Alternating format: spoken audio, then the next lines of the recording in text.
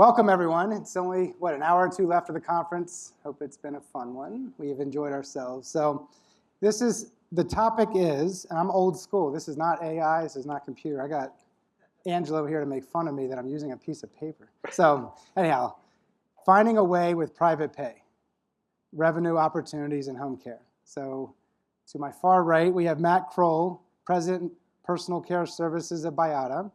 Matt oversees BAYADA's personal care operations with 105 locations in 16 states, and the rest of Matt is in the profiles, as we know, are in the app. And then to my right here is Ramzi Abdine. Abdine? Sure. Abdine. Abdine, I'm sorry. COO, ComfortKeepers. He oversees the 625 territories across the U.S. and Canada. And I myself, Neal Kursban, CEO, Family Nursing Care, 100% private pay home care company in the Mid-Atlantic. So the first thing I want to do is level set the definition of private pay, because even that can get a little confusing. So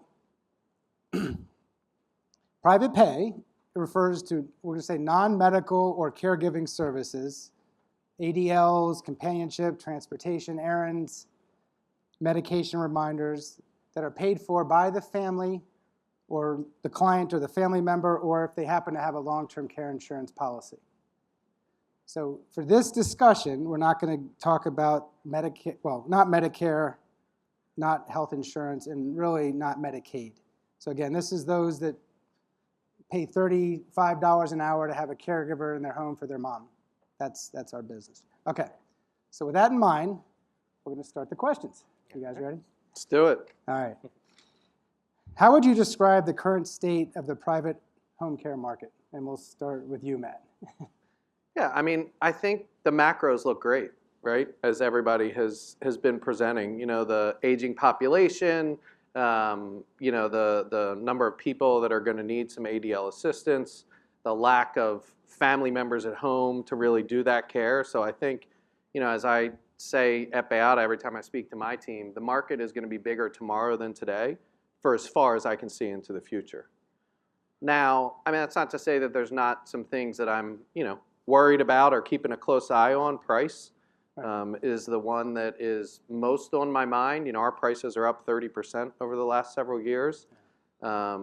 We track really, really closely the number of turndowns that we have every single month for price. It's not going up. So that's a good thing. Our length of stay isn't changing, but just the rapid rise in rate increases it's staggering if you watch it. Or I've been around for 25 years, and so it was really flat for probably 15 of those years. Yeah. And the last 10 years, it's just been like a rocket ship. I mean, you said 35.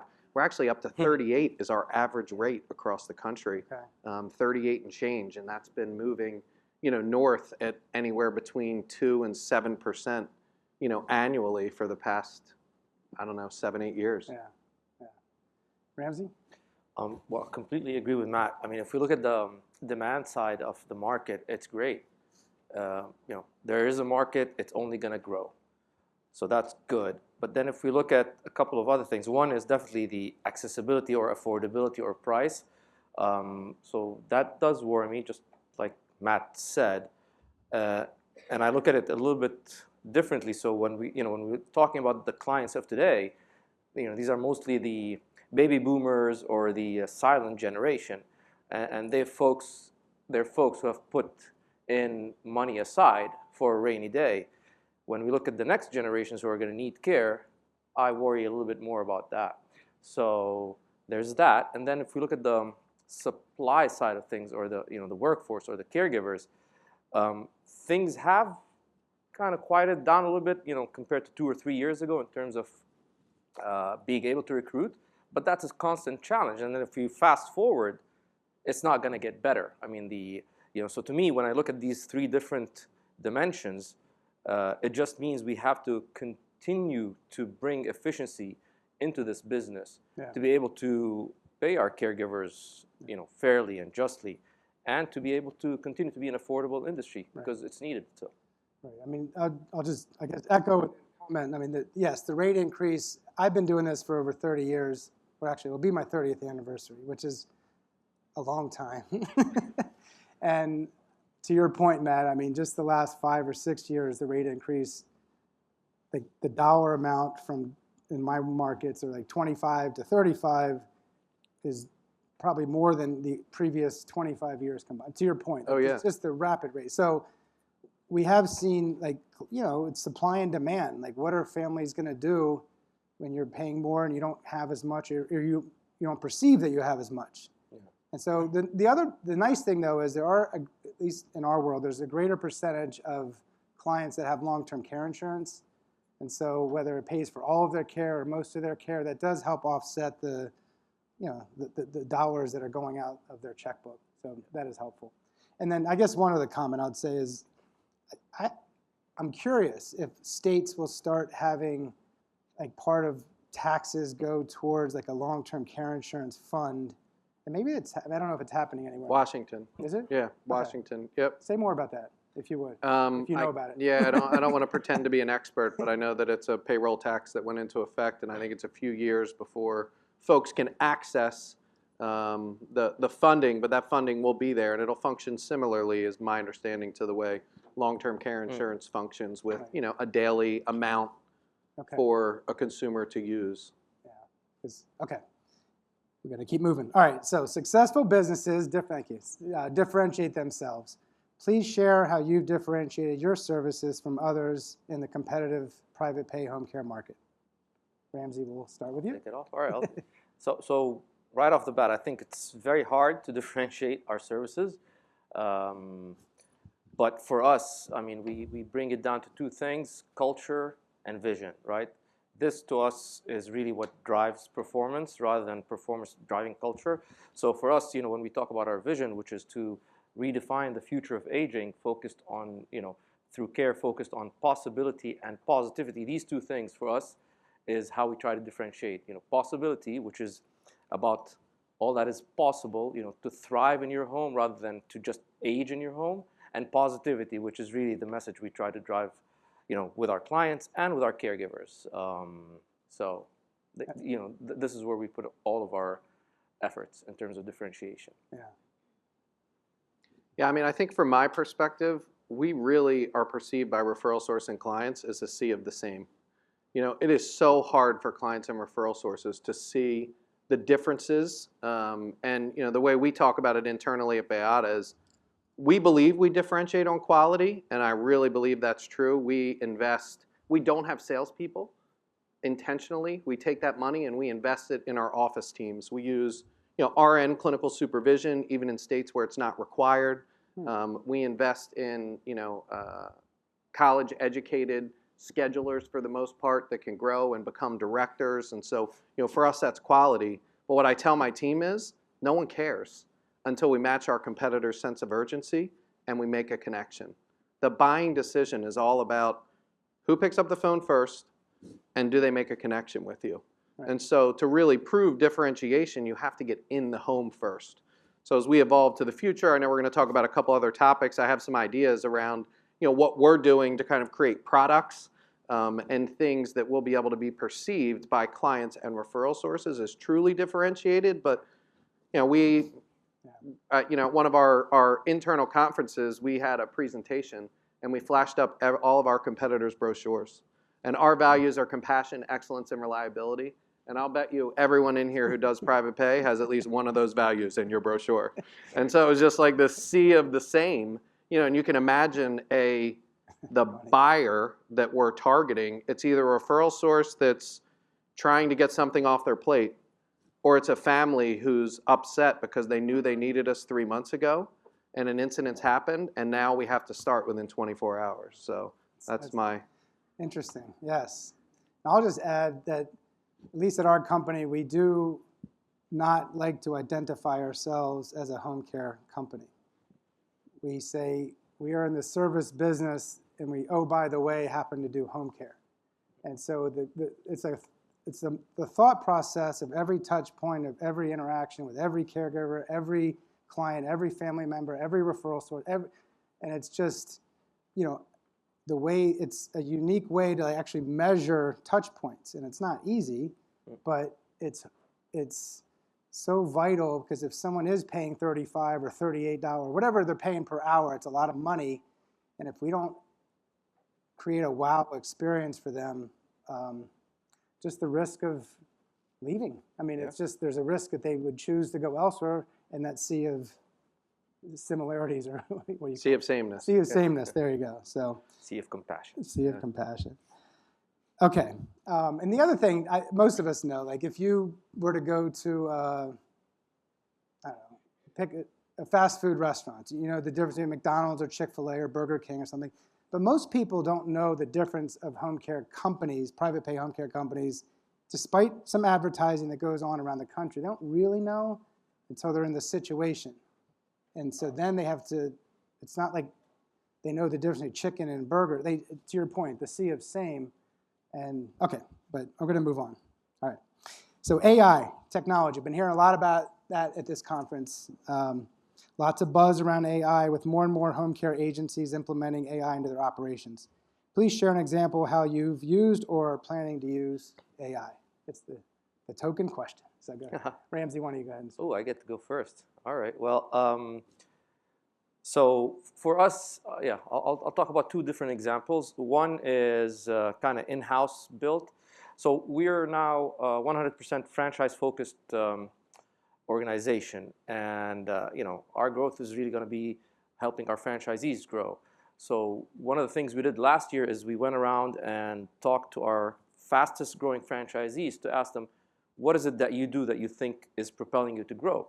So we took all these interviews and we, formed it into a local marketing playbook, right? And by the way, at the end of the day, what we broke it down to is it's a yes and attitude. That's what really makes a difference at the local level. But anyway, so we took those interviews, we took our own client research, our own market research, and we kind of did our own marketing GPT, trained on that data, and we kind of released it to our franchisees, so that now a franchisee, instead of having to read a bunch of documents, they can just ask conversational questions to this marketing GPT, which is a closed loop system, by the way. How do I build a radio advertisement campaign for my market to target these client profiles? And the chat GPT will just kind of tell you step by step how to do it. So that's one kind of example, very pragmatic, and I would encourage everybody here to kind of play with that. The other application of AI, which I'm seeing as extremely powerful these days, is conversational AI, and how you can adapt that and incorporate that into your operations. So think anything from call intake to wellness checks, to sourcing for schedules. So that's the other thing we're playing with. Matt?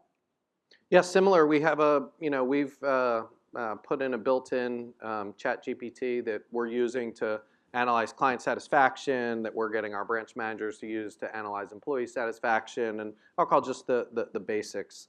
I think one of the things I'm really excited about from an AI perspective, and I can't see anything to my right because of the lights, but we're working with AlayaCare on a risk model. I mentioned that we really want to compete on quality, and so we've taken all of our care documentation, we've married that up with our incident reporting system, and using large language models trying to find predictors of adverse events, starting with falls and with hospitalizations. And so I mentioned that we use nurses in every state. We're now using our visit frequency based on the risk profile of the client. So instead of, New Jersey says you have to be out there every 60 days, instead of being out there every 60 days for every client, a high-risk client that has risk factors that are highly correlated with those adverse events, we might be out there once a week now. If someone's risk changes, we have 5 interventions that we're putting in place, which could be refer to a home health partner, collaborate with the physician, make a home visit immediately, those sorts of things. So we're using that risk model as a way to drive interactions with clients. And those of you that are in the private pay world, the clients sometimes don't want you out there supervising them. Like our RN clinical model is sometimes seen as a deterrent, like, why are you babysitting? But if we can frame it in the way of, hey, we're out here to prevent you from an adverse event, and we've seen some really positive success with reduction in falls with injury that we're, in the process of now collaborating with some academic institutions to do some studies. I hesitate to go out and say, we reduced this by this percentage unless it's, statistically significant or has some teeth behind it. But I'll just say some really, really positive results. And I think, our hope is we're laying the foundation, A, to measure outcomes in home care, but B, that this AI-driven large language model that's predicting risk can help us be there when our clients need us, but not be annoying when they don't. And so super excited about that. Other things I'm excited about, you mentioned recruiting or applicants. We get over 100,000 applications every single year, and we hire less than 10% of those folks. We have got to be able to leverage AI as a way to have our people be more productive. And so the way I look at it is, instead of making 20 phone calls to try to get people through the system, can we use AI to make 20 phone calls and pass when they get someone on the phone over to our person? And if we do that, how much more efficient can we get? Same thing with scheduling applies. So we're talking about all those things. We haven't developed anything yet, but those are the areas where I think we have opportunity. And I'll keep my response short. I mean, we talk a lot about how we're going to incorporate AI, but haven't incorporated AI in anything significant. And it's not from a lack of desire, but I view it, at least step one, is how to internally make us more efficient. And I don't know how long it'll be before AI will actually speak to the caregivers and the clients. A little apprehensive on that front, only because sometimes I get frustrated when you scream at that computer when you call your bank. I just want to talk to a representative. I don't want to keep, we all dealt with those frustrations. And so I think maybe one day in the future, but for today, it's like, how can AI make us more efficient internally? And then also putting pressure on a lot of the companies that are here that support the industry to continue to pick up your game in a way that really can make it flow a lot more smoother. So I'll be just Okay. a bit of a protagonist here. So you should do it. I mean, like, I'm not saying I'm right. I'm just saying that's where we're at. No, but I'll tell you, like, a good conversational model today, if whoever's on the phone asks to speak to a real agent, you should be switched to a real agent. So I would say just, start small, start with something that works. That's fair. And make it work better. Yeah, and I'll just add, I mean, I've often said that relationship capital, not financial capital, is what makes our businesses tick. I don't think that's going to go away. I've been out visiting clients this year. It's one of the things I'm trying to do is to get in the home. All they care about is who's the caregiver we're sending them and who's the person that they trust in the office. That said, all of our office teams do so many things that are mundane and repetitive that we can figure a way to make them do more of the things they like. They don't like calling or texting 100 people for a call off and waiting for the phone to ring. They want to talk to someone and see if they can get that. So can we figure out ways, with AI to still leverage relationship capital, but to make people spend more time actually building those relationships and not making things like outbound phone calls. That's how we're thinking about it. And I don't, I've heard some recordings, we get pitched all the time of, conversational AI is going to take over. I'm not totally there, maybe it will. Right. But I think it's important to figure out how can we get our teams doing what they actually want to do. Because no one wants to call 20 people. I think it's about freeing up people to do more high-value work. Exactly. Simple as that, yeah. All right, well, in the interest of time, I'm going to skip over a few questions because this topic is also about revenue and revenue generating. So we're going to talk about revenue. What are revenue growth strategies you've recently implemented or are considering implementing over the next few years? Matt. Yeah, I'll just build on the risk model. I think for us, what we've seen is, when it comes to revenue growth, what has changed today is that we can't rely just on word of mouth. Word of mouth alone is not going to keep our hours growing. And so we need to we target 2 to 4 relationships. We say that call BAYADA before they call anyone else. And if we have 2 to 4 referral source relationships, we get word of mouth, we're going to be able to grow. So I think in order to facilitate that, we're trying to build products. one of which as a way to differentiate, one of which is the risk model to say, we have this, no one else does, versus being dependent upon going in and sounding the exact same as everyone else and hoping that they like, our local person better than they like the competitor, or, candidly, it's not very scientific, but usually if you hang around a referral source long enough, everybody messes up. We have a lot of service failures in our industry, but that takes time. So we're hoping product development, we want to develop, start with the enhanced quality of care. We have some other ideas for different products that we think, whether it's a VIP product and certain things, whether it's, other packages of services that we think will really help us continue to grow revenue. And the last thing I'll say is, being a multi-service provider, we are experiencing good growth by partnering with our, Medicare home health teams who are referring to us, and that's been a big part of our growth the past few years. All right. We got Ramzi. All right, I'll take it. Probably going to be a little bit all over the place, so bear with me. So I mentioned earlier, we last year was really all about us refranchising our 69 company-owned locations. So going into this year, we really found ourselves to be almost 100% franchise operation. All this to say is that any growth we talk about has to be all about empowering and enabling our franchisees to grow. How do we make sure they have the right tools, the right information to be able to thrive in their local markets? So breaking that down, it starts about supporting our franchisees. How do we make sure the coaches or the regional directors that we have sufficient face time with our franchisees, because we want to make sure that that face time is valuable, right? So how do we ensure enough face time, enough coverage by our coaches to our franchisees? That's probably one of our biggest areas there. And also focusing on how do we support the performance management groups. So these are groups within our franchisees that kind of come together to talk about growth, and where it's it's not causation, but there's a very high or strong positive correlation between franchisees who are in a PMG group and franchisees who are growing. So it's about bringing those groups of people together.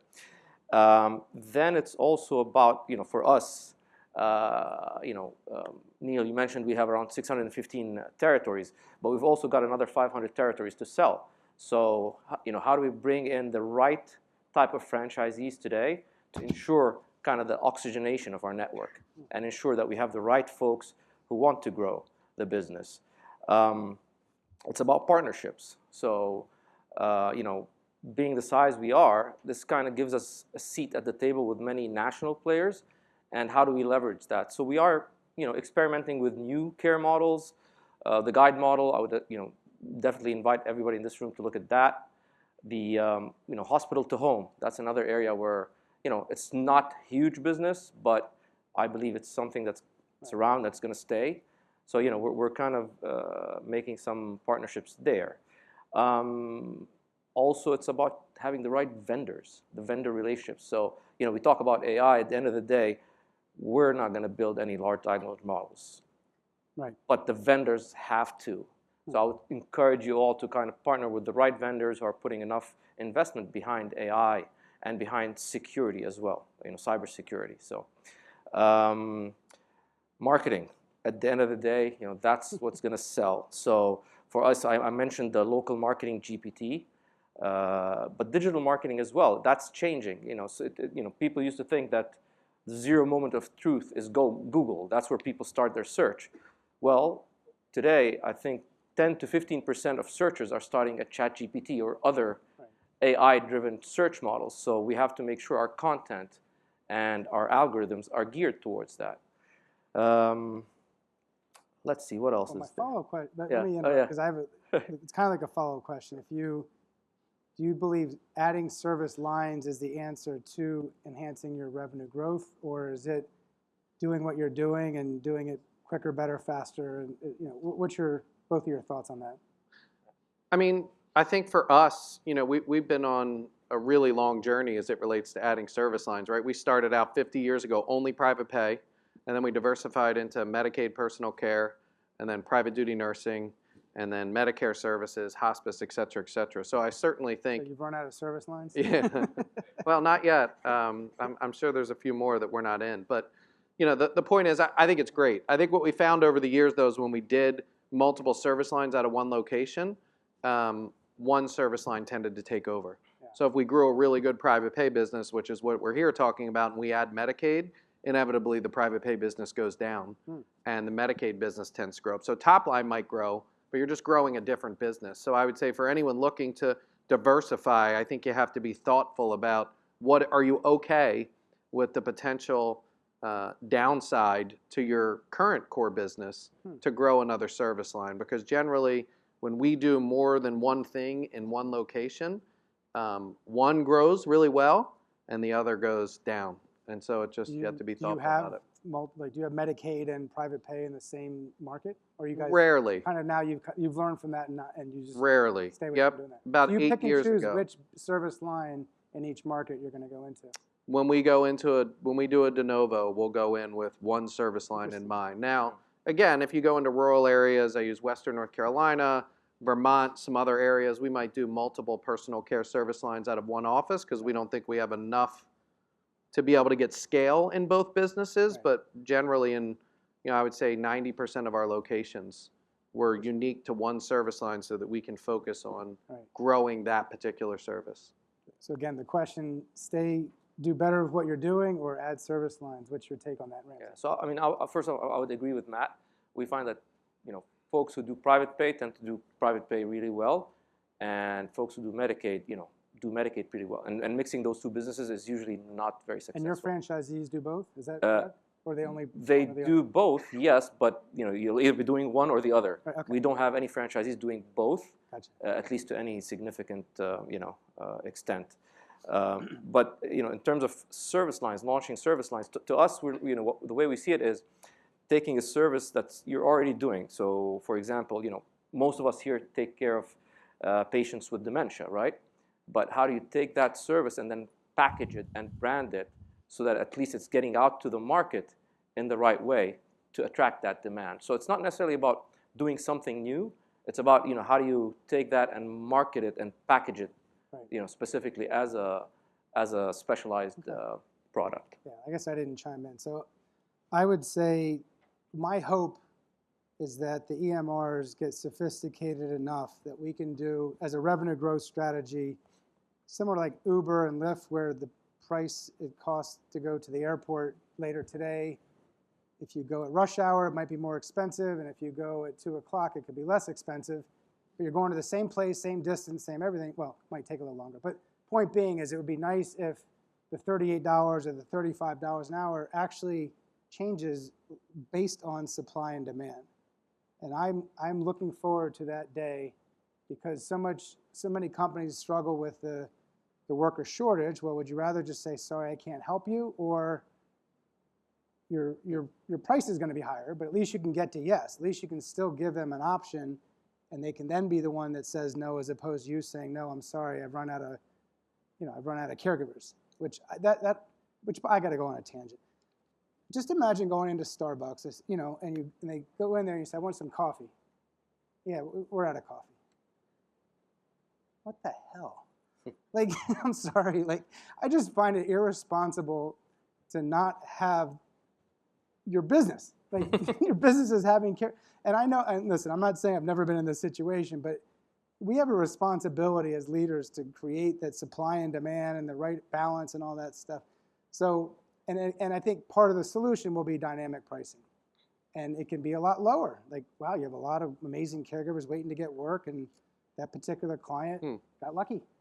I mean, for nothing else, it was fortunate. The timing. No, it's a great point. I mean, I just want to add I think when you're in your business, you should really define the hourly profile of your client. For us in private pay, and what I mean by that, there's a sweet spot of hours per week for your clients that's going to allow your business to grow and scale without stressing all the different areas of your business, like the employee workforce. Yeah, there we go. So, for us, we found 18 to 20 hours a week is that sweet spot. folks focus on 24/7 clients. You know, those are great, but they will cause disruption into your operation. So I would say, you know, when you're looking at your KPIs, define those core hours that are going to allow your business to grow and scale, and that's what you should go after, and link it to referral sources. Excellent. Well, I had more. I'm going to end with one more question because I see the time is running short for us. And I was hoping to get to Q&A, but I don't think we're going to have time. So if you want to afterwards, the three of us are here. We're available. And feel free to talk to any one of us individually, of course. But so the final question is, please share what you think is one of the most important takeaways for the audience on this topic, finding a way with private pay, the revenue opportunities in home care. So what's the takeaway when they're on that Uber and they're thinking about, wow, what did Matt and Ramzi have to say? Like, what's the takeaway? Either one of you. I mean, for me, we've spoken about technology and AI and all that, but at the end of the day, I would bring it back to the caregivers. You know, make sure you are taking care of your caregivers. They are paid fairly and justly, and they feel well prepared. Not only well prepared, but like very well prepared for their job. That's what's going to ensure your growth. I love it. The basics. Yeah. That's no different. You could give them that answer 50 years ago. Like, Sure. It's literally the same, Absolutely. which is interesting. It stands the test of time. Matt? Yeah, I mean, I think, you know, my job is to find strategic levers that accelerate growth, but I would say consistency of execution trumps strategic ideas every time. So, you know, trying to get consistent execution of a just say yes, try to help every caller get the services that they need in every location that we have trumps all the ideas I have around productizing AI solutions today. Whether that'll be true tomorrow, but consistency of execution. Very well said. And I 100% agree with both of you. And you know, people often say, well, why come on a stage, and not that the secret sauce is being given away, but in one-on-one conversations, I'm very comfortable sharing, here's an approach to take to grow your business. And there's no agenda behind it because, you know, like in pro sports, you see the film of the opponent, what they're doing, but good luck executing. I mean, it's so hard to execute, kind of piggyback on your point, Matt. I mean, it's just so hard to execute in our business. So the ability to, as leaders, take the responsibility to figure out the most efficient, effective way to run your business, to create that amazing experience for the clients, the caregivers, and the professionals that you work with. It's our responsibility, and don't ever forget that. And time is up. So anyway, I hope it was a wonderful session, everybody. Thank you, fellas.